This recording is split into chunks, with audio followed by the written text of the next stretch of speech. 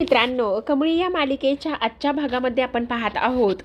आता अनिका हरलेली असल्या कारणाने रागिणी तिची समजूत काढत असते. ती म्हणत असते, जाऊ दे, जे झालं ते झालं, ते सोडून दे, जस्ट रिलॅक्स. तेव्हा अनिका म्हणते, काय बोलतेस मॉम तू? हे मला शांत राहायला सांगत आहेस तू? हे असं कसं होऊ शकतं? मी रनरअप झालेली आहे आणि ती कमळी तिथे जिंकलेली आहे. ही ट्रॉफी मला नव्हती, ती ट्रॉफी पाहिजे होती अशी म्हणून आता अजित तिला ट्रॉफी मिळालेली असते. ती ट्रॉफी इथे जमिनीवर फेकून देण्याचं काम करते. तेवढ्यात अन्नपूर्णा तिथे येतात आणि अन्नपूर्णा ती ट्रॉफी हातामध्ये घेतात आणि म्हणतात, हेच अनिका, हेच तुझं चुकत आहे. कारण तुला प्रत्येक गोष्ट इथे सहजासहजी मिळत आलेली आहे. त्यामुळे तुला कुठल्याच गोष्टीची किंमत नाही आहे. तुला प्रत्येक गोष्टीची जाणीव आणि प्रत्येक गोष्टीची किंमत कळायला आणि समजावून सांगायला तुझे कान वेळच्या वेळी खेचले गेले नाही आहेत. आणि त्यामुळे तू अशी वागत आहेस. हे खूप चुकीचं होतंय, पण ती गोष्ट तुला कळत नाही. कधी कळेल माहिती नाही, पण तुला ही गोष्ट कळायला हवी आत्ता, असं आता इथे ते बोलत असतात. तेव्हा हे बघ, तुमची टीमसुद्धा खूपच छान खेळली, पण सगळ्यात महत्त्वाची गोष्ट, तुम्ही जेव्हा खेळत होतात ना, तेव्हा तुमचं स्वतःच्या टीमकडे अजिबात लक्ष नव्हतं. तर तुमचं कोणाकडे लक्ष होतं? तर तुमचं कमळीच्या टीमकडे लक्ष होतं. कमळीची टीम कशी खेळते, काय करते, सगळ्या गोष्टी तुम्ही पाहत होतात. तुमचं तुमच्या गेमकडे लक्ष नव्हतं. आणि जेव्हा आपण आपला गेम विसरतो आणि आपण इथे समोरचा व्यक्ती जिंकू नये, त्याच्या हरण्याची जेव्हा प्रतीक्षा पाहतो, तेव्हा आपण कधी हरतो ही गोष्ट आपल्याला सुद्धा इथे कळत नाही. त्यामुळे इथे तुम्ही हरलेला आहात समजलं. अगं, इथे कमळीची टीम तर एकच नंबर खेळलेली आहे, त्यामध्ये काहीच वावगं नाही आहे. पण तुम्ही इथे खूप चुकीच्या पद्धतीने खेळात, ही गोष्ट तुम्ही इथे मान्य करायला हवी. तुम्ही फक्त एकच गोष्ट करत होतात आणि ती म्हणजे कशी कमळीची टीम हरते आणि एकदा का कमळीची टीम हरली की तुम्ही जिंकतात. अगं, हे बघ अनिका, कॉन्फिडन्स असावा, आपण ओव्हर कॉन्फिडन्स अजिबातच नसावा. हे बघ, तू फक्त आणि फक्त इथे जेव्हा स्पर्धा चालू होती, ती स्पर्धा चालू व्हायच्या अगोदरच तू इथे हेच घोषित केलं होतंस की काही जरी झालं तरीसुद्धा तूच जिंकणार म्हणून. पण असं होत नाही अनिका बाळा, ही गोष्ट तुला एकदा कळायला हवी. पण काय आहे ना, तुझं कान खेचणारं, तुला काही गोष्टी चांगल्या वाईट हे सांगणारं कोणीच नाही आहे ना. आणि तेव्हा लगेच अनिका म्हणत असते, झालं लेक्चर सुरू. तेव्हा ती म्हणते, काय म्हणालीस? अगं हो, आजी आहे ना मी तुझी, मग आजी असल्यामुळे लेक्चर तर देणारच की नाही. अजून एक गोष्ट, तुझे जे काही इथे टीममधले मुली आहेत ना, त्या खूप छान खेळल्या असं म्हणून आता इकडे अन्नपूर्णा तिच्या हातामध्ये एक पाऊच देत असते आणि त्या पाकिटमध्ये इथे पैसे असतात आणि त्या म्हणत असतात, हे घ्या मुलींनो, छान एन्जॉय करा आणि छान एन्जॉय करून इथे मस्त काहीतरी खाऊ खा असं म्हणून पॉकेट दिलेलं असतं. तर आता लगेचच अनिका चिडचिड करत असते आणि म्हणते, काय हे पॉकेट दिलंय आणि खाऊ खा वगैरे वगैरे. तेव्हा रागिणी तिला समजवते, तर इकडे तिच्या टीममधल्या मुली म्हणत असतात, अगं असं काय करतेस, प्लीज चल ना, आपण काहीतरी खाऊयात, खूप भूक लागलेली आहे. तेव्हा लगेचच आता इथे अनिका तिच्या हातामध्ये ते पॉकेट देत असते आणि म्हणत असते, जा, तुम्हाला जे काही खायचं आहे ना, ते तुम्ही तुमचं खाऊन घ्या, असं इथे ती बोलते. आता इकडे दुसऱ्या बाजूला रागिणीने कामिनीला कॉल केलेला असतो आणि असं सांगितलेलं असतं की काय हे, आणि तेव्हा हे कशा पद्धतीने ह्या सगळ्या गोष्टी होत आहेत. अगं, तुम्ही तिला किडनॅप केलं होतं, मग ती कशी सहजासहजी सुटली आणि सुटून इथे ती कबड्डी स्पर्धासुद्धा जिंकलेली आहे. हे काय आहे सगळं, असं इथे ती बोलत असते. आता ह्या सगळ्या गोष्टी इथे बोलल्यावर, असू देत, आता तुमचं ना काहीच होणार नाही आहे. अगं, काय हे, तुम्ही एवढं सगळं काही केलं आणि तेव्हा या सगळ्या गोष्टी अशा होत आहेत. आणि तेव्हा इथे आता तिकडून रागिणी म्हणत असते, इथे आई असं झालेलं आहे गं, काय करणार आता.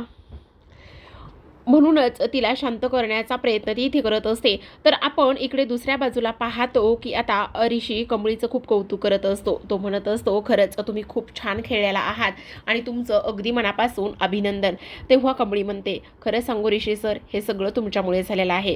आम्ही ज्या पद्धतीने खेळलोत ना, ते सगळं तुमच्यामुळे झालेलं आहे. तुमचा सपोर्ट आणि साहेबा सरांनी केलेली मदत, ह्या सगळ्या गोष्टी आज तुमच्यामुळे झाल्यात. तेव्हा साहेबा म्हणतो, बरं बरं, बाद झालं, एवढं सगळं होतंय, मग मला एक गोष्ट गोष्ट सांगा, आपण झाक पार्टी करण्याचं ठरवलं होतं, त्या पार्टीचं काय झालंय? ती पार्टी कुठे? आणि ती पार्टी आपल्याला करायची आहे. तेव्हा कमळी म्हणते, हो हो, तर पार्टी तर करणारच आहोत. आता इकडे वर्षा शेतातून कामावरून आलेली असते. आता वर्षा कामावरून आल्याबरोबर ती समोर पाहते तर इकडे सरू तिच्या दारातच बसलेली असते, तिची वाट बघत. वर्षा म्हणत असते, अगं सरू, काय हे? तू इथे काय करतेस आणि हे समज काय आहे? तेव्हा ती म्हणत असते, अगं वर्षा, तू कुठे गेली होतीस? मी तुझी किती वाट पाहिली, कुठे गेली होतीस तू सांग ना. तेव्हा इथे ती म्हणत असते, अगं मी ह्यांचा डबा द्यायला गेली होती आणि तशीच मी तिकडनंच कामावरून तिकडनंच गेली, पण झालंय काय ते तरी सांग ना. अगं काय सांगू? आणि तेव्हा सरू आता इथे सगळं काही जे झालेलं आहे ते इथे वर्षाला सांगण्याचं काम करत असते. कशा पद्धतीने कामिनी इथे गावामध्ये आली आणि कशा पद्धतीने कामिनी गावामध्ये आल्यानंतर इथे तिच्या घराला आग लावण्याचं काम कामिनीने केलेलं आहे.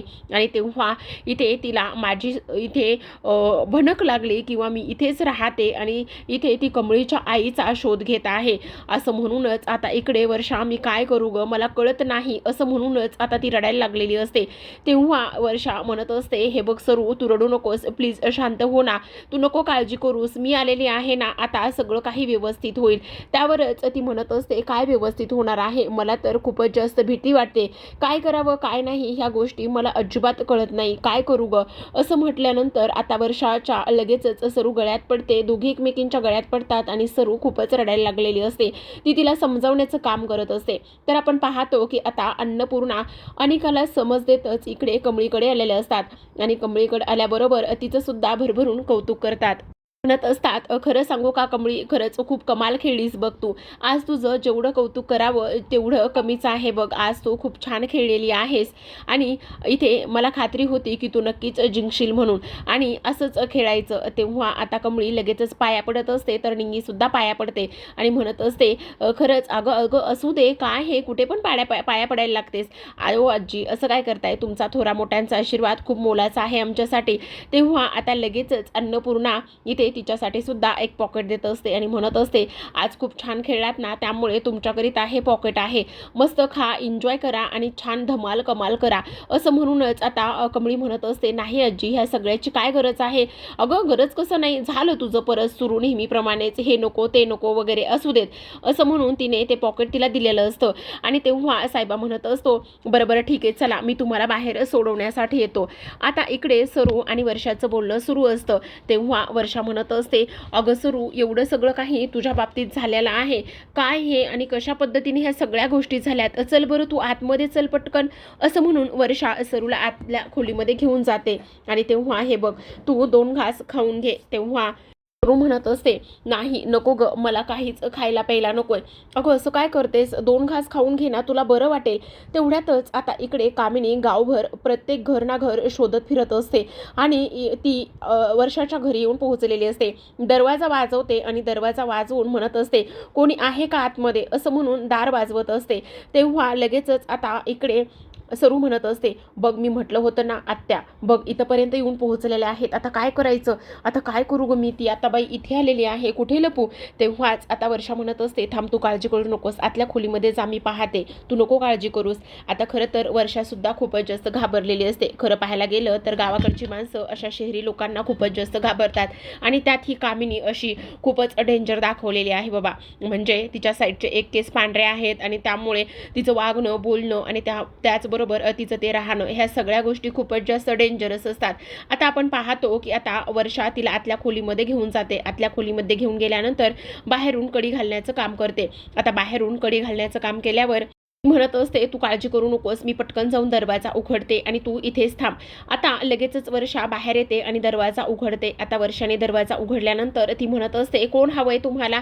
आणि तेव्हा तुम्ही कोण आहात? तेव्हाच ती म्हणत असते, दरवाजा उघडण्यासाठी एवढा उशीर का बरं झाला? तेव्हा ती म्हणत असते, एवढा उशीर का झाला म्हणजे? आतमध्ये कोण कोण कोण आहे? आतमध्ये कोण नाही, माझं मालक आणखी यायचं राहिलेलं आहे. नक्की ना? मग अजून कोणी नाही ना आतमध्ये? नाही हो, अजून आतमध्ये कोणीच नाहीये. पण तुम्ही असं का बोलताय? माझ्यापासून तू काही लपवत तर नाही आहेस ना? तेव्हा वर्षा म्हणत असते, नाही हो, मी तुमच्यापासून काय आणि कसं काय लपवणार आहे? मी तुमच्यापासून काहीच नाही लपवत आहे. खरं खरं सांग, आतल्या खोलीत कोणी नाही ना? मग तुला दरवाजा उघडण्यासाठी एवढा वेळ का लागला?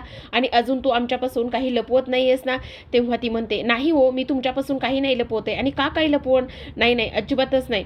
खरं सांगा, मला तेव्हा तुम्ही इथे कशा असं विचारल्यानंतर ते काय झालं आहे ना, कमळी माहिती आहे का तुला कमळी, त्या कमळीच्या आईला ना आम्ही शोधत आहोत आणि तिला आम्हाला ती पाहिजे आम्हाला. तेव्हा वर्षा म्हणत असते ती पाहिजे म्हणजे अगं पाहिजे म्हणजे काय ना, आत्ता गावामध्ये फिरत असताना तिच्या घराला इथे आग लागलेली आम्हाला समजली आणि तिच्या घराला आग लागलेली समजल्यानंतर म्हटलं तिची विचारपूस करावा म्हणून आम्ही शोधत आहोत. असं होय, पण ती नाही आली इकडं, असं वर्षा म्हणत असते आणि त्यासाठी आम्हाला ती पाहिजे होती. त्याचा अर्थ असा आहे. पण खरं खरं सांग, तू खरं बोलतेस ना आमच्याशी?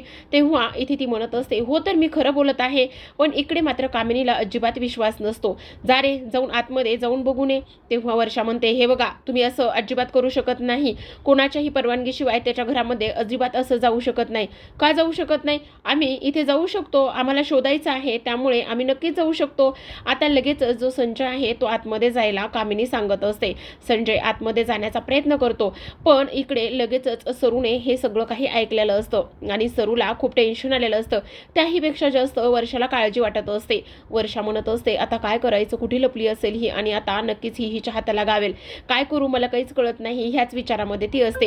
तर आपण पाहतो की आता इकडे सरू लगेचच लोखंडाचा खाट असतो आणि त्या खाटाखाली ती जाऊन लपलेली असते.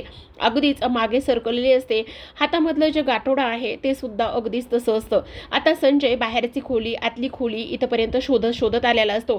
तेवढ्यातच आता इकडे राजन येतो आणि राजन म्हणत असतो आत्या तू इथे. तेव्हा कामिनीला दरदरून घाम फुटलेला असतो. ती म्हणत असते हा इथे काय करतोय, हा इथे कशासाठी आलेला आहे, असं तिच्या मनामध्ये विचार सुरू असतात.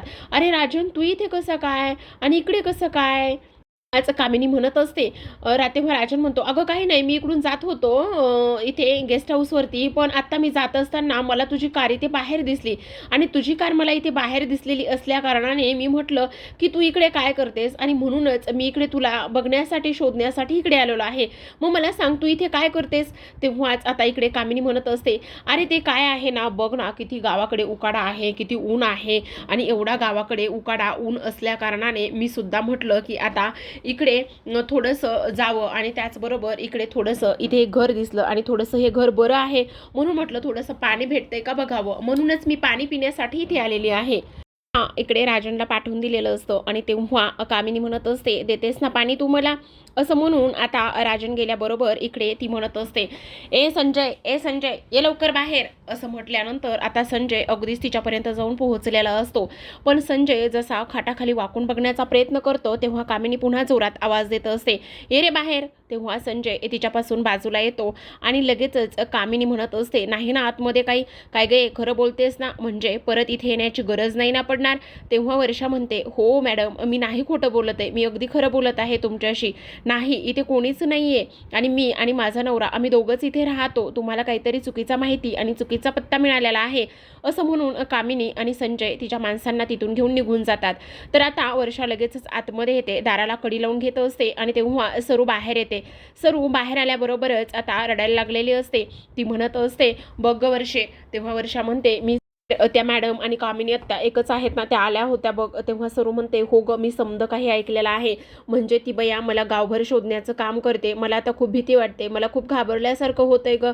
तेव्हा मला इथे राहणं योग्य नाहीये, मी काहीतरी करते आणि उगाचच तुझ्यासुद्धा जीवाला घोर नको बघ, असं वाटतंय की मी इथे राहायला नको, मी इथून कुठेतरी जायला हवंय. तेव्हा वर्षा म्हणते मग तू कुठे जाणार आहेस. तेव्हा ती म्हणते बघते मी कुठेतरी जाते पण ह्या गावामध्ये राहायला नकोय, असं म्हणूनच आता वर्षा म्हणत असते अगं पण इथे काय करायचं, मी तरी तुझी एक मैत्रीण आहे, मैत्रीण म्हणून मी तुला एवढी मदत नक्कीच करू शकते, असं म्हणून आता वर्षाकडे काही पैसे तिने जमवलेले असतात आणि ते पैसे लगेचच ती सरूच्या हातावरती ठेवते आणि म्हणत असते हे घे हे काही पैसे आहेत. तेव्हा सरू म्हणते नको ग बाळा इथे वर्षा तुझीच परिस्थिती कशी आहे, तुझा नवरा कसा आहे आणि तू त्यातलेच पैसे मला देत आहेस, नको हे समज काही. त्यावर लगेचच वर्षा म्हणत असते तू मला मैत्रीण मानतेस ना, मग मैत्रीण म्हणून मी एवढं सगळं तुझ्यासाठी नाही करू शकत का, घे हे पैसे घे, असं म्हणून आता वर्षा तिच्या हातावरती काही पैसा ठेवते आणि तेव्हा सरू म्हणत असते काळजी घे वर्षे, असं म्हणून आता सरू लगेचच तिथून निघालेली असते. आता सरू इकडे वर्षा तिला बाहेर सोडवायला येते. अगदीच इथे थोडासा कानोसा घेते, कोणी बाहेर आहे का नाही म्हणून. वर्षा अगोदर पुढे जाऊन पाहते आणि कानोसा घेतल्यानंतर इथे ती म्हणत असते, नाही आता इथे कोणीच नाही आहे. तेव्हा लगेचच सरू तिथून पळ काढत असते. तिथून ती निघून तर गेलेली असते, पण वर्षाला मात्र वर्षाच्या जीवाला खूप घोर लागलेला असतो. प्रेक्षकांनो, आतापर्यंत आपण पाहतच आलेलो होतो की वर्षा आणि सरूचं नातं कसं आहे. दोघे जीवाभावाच्या मैत्रिणी आहेत. सरू आबा गेल्यापासून एकटीच राहत होती, पण वर्षा मात्र तिच्या पाठीशी आणि तिच्यासोबत खंबीरपणे उभी असायची.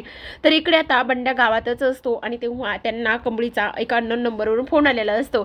तो म्हणत असतो, बोला मी बंड्या बोलत आहे. तेव्हा निंगी म्हणते, अरे बंड्या, मी निंगी बोलत आहे. हा निंगे निंगे, बोल बोल, कशी आहेस तू, सगळं काही ठीक आहे ना तिकडं, आज मला कसा काय फोन केला.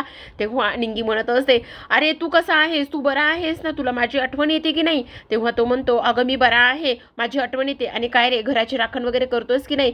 हो ग निंगे, घराची पण राखण करतोय, समजा काही ठीक आहे बघ, तू नको काळजी करूस. कमळी कशी आहे. कमळी हे काय हाय नाही इथंच, बोल बोल, तिला बोल.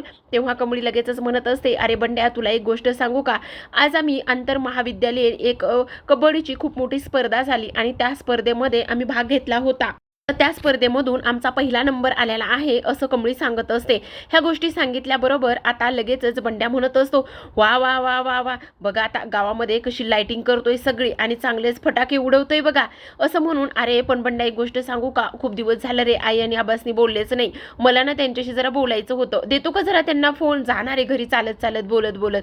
तेव्हाच बंड्या म्हणतो, अगं त्याचं काय आहे ना कमळे, मी ना कोल्हापूरला आलेलो आहे आणि मग कधी जाणार आहेस गावाला. अरे आता तर नाही सांगता येत, माझं इकडे कोल्हापूरला काम आहे बघ जरा. तेव्हाच कमळी म्हणते, बरं बरं ठीक आहे, तू जेव्हा जाशील ना तेव्हा फोन करशील ना आठवणीनं, आणि हे बघ हॉस्टेलच्या नंबरवर फोन कर हा. तेव्हा बंड्या म्हणतो, हो हो चालेल ना, मी हॉस्टेलच्या नंबरवर फोन करतो. आता लगेचच इकडे कमळीने फोन ठेवलेला असतो. खरं तर जेव्हापासून ती इकडे मुंबईला आलेली आहे तेव्हापासून ती तिच्या आईशी आबाशी एक अक्षर आणि एक शब्दही बोललेली नसते. त्यामुळेच आता कमळीला थोडंसं वाईट वाटत असतं. आता इकडे कमळी खूप जास्त हिरमूड झालेला असतो. दोघी बोलत बोलतच चालत असतात.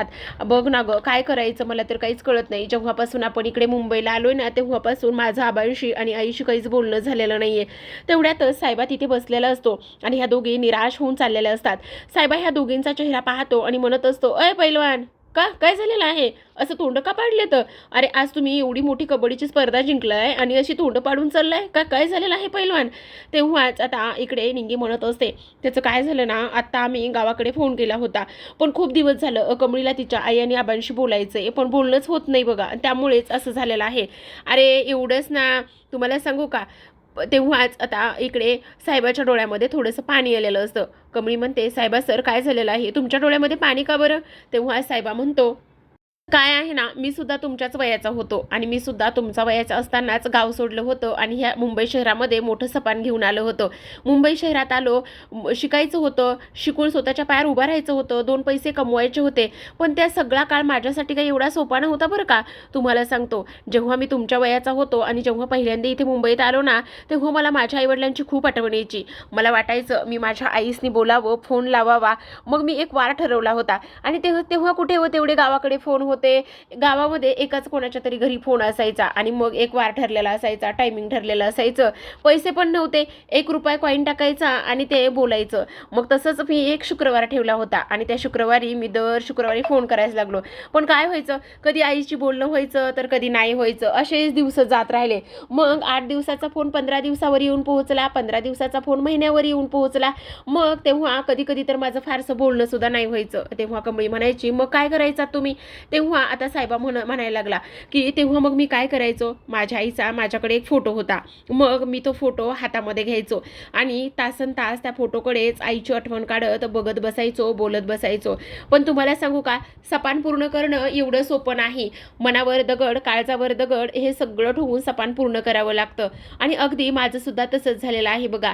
पण पोरीसनो, तुम्हाला एक सांगतो पैलवानांनो, इथे तुम्ही मुंबई शहरामध्ये आलेला आहात, तुम्हाला तरी आमच्यासारखी 2 माणसं आहेत भेटायला, बोलायला, पण त्यावेळेस आम्हाला तर कोणीच नव्हतं बघा. म्हणून तुम्हाला एक गोष्ट सांगतो, आई वडिलांपासून दूर राहणं एवढं काही सोपं नाही, पण त्यासाठी आपण इथे आपलं सोपान पूर्ण करायला आलेलो असतो ना, म्हणूनच मी ते सगळं करायचो. असा हातामध्ये आईचा फोटो धरायचो आणि आईची आठवण आली की तिच्यासाठी तासन तास बोलायचो आणि तिच्यासोबत तासन तास बोललो की मला बळ यायचं, धीर यायचं, असं साहेबा म्हणत असतो आणि त्याच्या जुन्या आठवणी इथे कमळी निंगीला तो शेअर करत असतो. मग तुम्ही सुद्धा अजिबात काळजी करू नका, तुम्ही तुमचं सपान पूर्ण करायला करायला आलेला आहात ना, मग तुम्ही तुमचं सपान पूर्णच करा, असं साहेबा म्हणत असतो. आणि हे बघा पैलवानांनो, आता इमोशनल होणं बंद करायचं. आज तुम्ही तुमच्या आनंदातला, आयुष्यातला किती महत्त्वाचा आणि मोठा दिवस आहे. तुम्ही एवढी कबड्डीची मोठी स्पर्धा जिंकलेला आहात, त्यामुळे चेहऱ्यावर हसवाना. चला बरं, हसा बरं पोरींनो, चेहऱ्यावरती हसवाना आणि जावा त्या हॉस्टेलवरती असं एवढं मोठं गरमागरम खायला आणून ठेवलेलं आहे, असा मस्त त्याच्यावरती ताव मारा. काय समजलं तुम्हाला? साहेबा म्हणत असतो आणि कमळी आणि निंगीच्या चेहऱ्यावरती हलकासा आनंद आणण्याचा तो प्रयत्न करतो. स्वतःची अवस्था त्यांना सांगत असतो आणि कुठेतरी त्यांच्या जखमेवर, दुःखावर प्रेमाची आणि त्याचबरोबर मायेची फुंकर घालण्याचं, हसू आणण्याचं इथे साहेबाने काम केलेलं असतं. आता साहेबाशी बोलून ह्या दोघींना कुठेतरी बरं वाटलेलं असतं, हलकं झालेलं असतं. तेव्हा आता हसणार आहात की नाही, तेव्हा कमळी निंगी हसतात आणि जावा हॉस्टेलवरचं गरमागरम खाऊन घ्या, कळलं का तुम्हाला? पैलवान जावा जावा, असं म्हणूनच आता त्यांना बाय बाय करूनच ह्या दोघींना हॉस्टेलवरती पाठवलेलं असतं. पण आज मात्र साहेबाचं मन खूप जास्त भरून आलेलं असतं. तर प्रेक्षकांनो, पाहत रहा कमळी.